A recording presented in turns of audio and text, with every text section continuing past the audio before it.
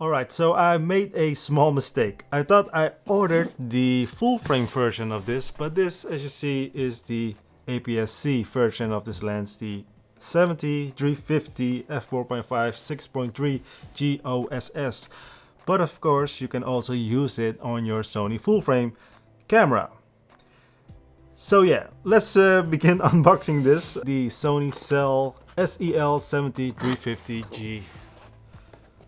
Alright, as always, the same orange box. We got a warranty letter, a 1-year extended warranty. This is very important in case you damage your lens or your gear whatsoever, and having extra warranty is always a nice thing.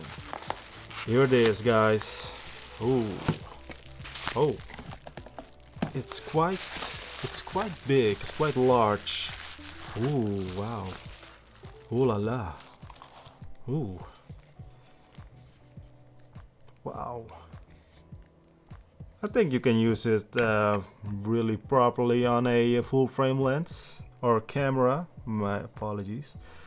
We got here, as you see, a nice little weather sealing gasket, autofocus manual focus switch, the OSS, the optical steady shot or in-body or stabilization lens, built-in lens stabilization, a customizable button here. We got a nice locking mechanism, so if you walk around with this lens then it doesn't extend automatically. And then we got here, feels really solid, feels a very solid, properly built lens, guys. This is, if you feel this in your hand, you know that the quality is just good. It's good. Good. Let's put the little lens hood on it to see how it feels. Alright. Feels really good, to be quite honest.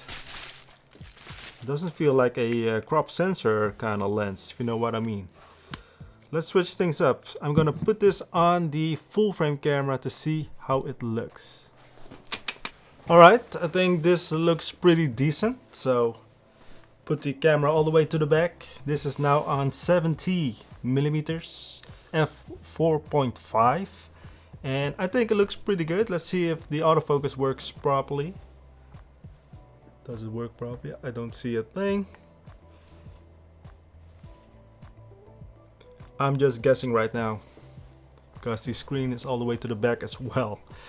So that's it, guys. That's the first impression. My first impression is that it actually feels really good, and there is no vignetting at the side when you put because usually when you put a APS-C lens on a full frame camera, then you can see on the side that vignetting, but in this case you don't see anything.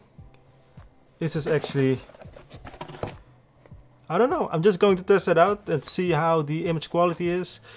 I'm gonna compare it, I think, as well to the Sigma 100-400 and the Tamron 70-300. Both of them are really different in terms of build, price, image quality, and this one as well. I think I'm gonna test it out, shoot some deer and some wildlife, nature stuff, just to see how things are working out with this lens. If you want to see the full review of that and comparison reviews or comparison videos, then make sure to subscribe if not already. Alright, that's it, guys. Thank you again for watching. Subscribe to the channel if not already. Like the video, of course. And I'll be seeing you in the next one. As always, stay safe and stay healthy. Good luck.